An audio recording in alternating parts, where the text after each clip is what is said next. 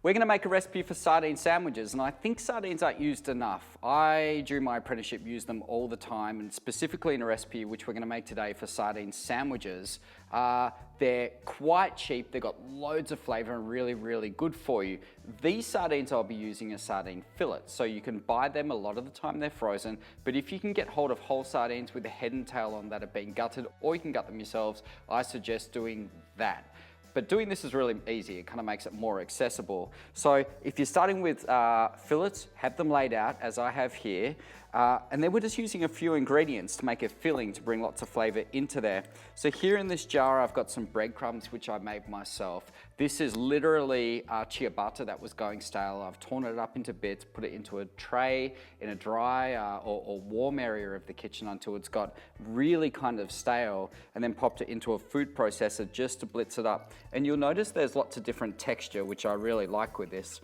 So we need about, for one portion being 3 sardines or 6 halves, probably about 3 tablespoons would be heaps of breadcrumbs for that. Into there, I'm going to chop 1 small garlic clove that's been really finely chopped with a little bit of salt. And we'll take some chili as well. You guys can use dried chili, but I'm going to use just a pinch of fresh. So just kind of chop.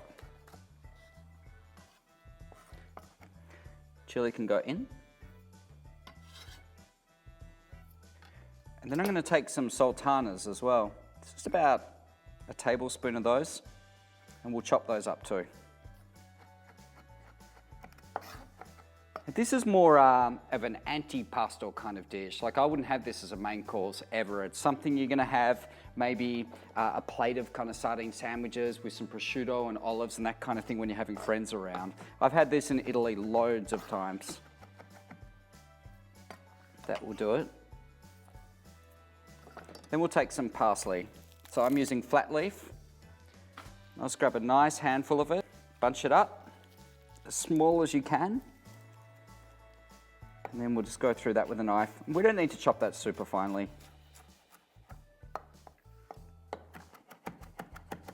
So that can go in. And then I've got some pine nuts here, which I've dry toasted or roasted in a pan, just so they're nice and brown. Be really careful when you're doing this, because these things burn really quickly. They get to a temperature, release oil, and they go from being beautiful and white pine nutty color to burn really, really quickly. So pay attention when you're doing that. So they can go in, and I'll go a teaspoon or 2 of good quality cold pressed extra virgin olive oil, and a little salt, and that's it. So use your hands to just combine all those ingredients together.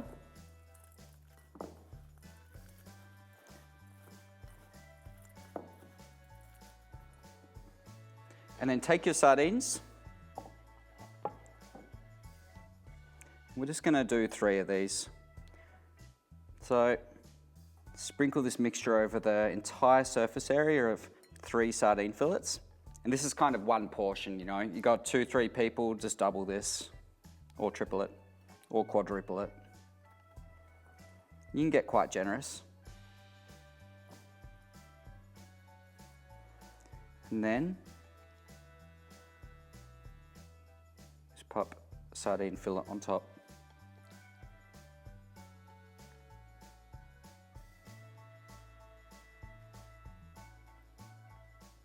Once your sardines are done, take a baking tray like this. I line it with baking paper purely because it's really easy to get the sardines off. Just give a fairly generous drizzle of olive oil over the base, and carefully pop your sardines on top of there. Probably use a spatula if you have one.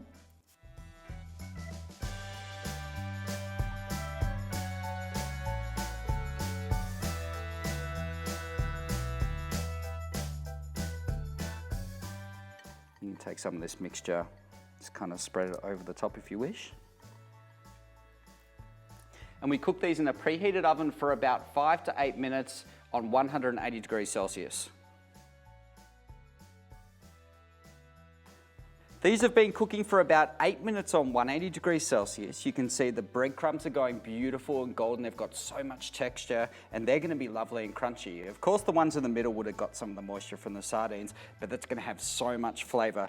I'm not gonna plate this up because for me, these look awesome as they are. In fact, if I was gonna have friends around for dinner, I'd pretty much put them in the middle of the table, straight on a chopping board like this, little spatula, serve it with lemon. That's all there is to this. Hope you guys enjoyed this recipe. It's super, super simple. You can play around with the ingredients, of course, for the stuffing, adding extra nuts in.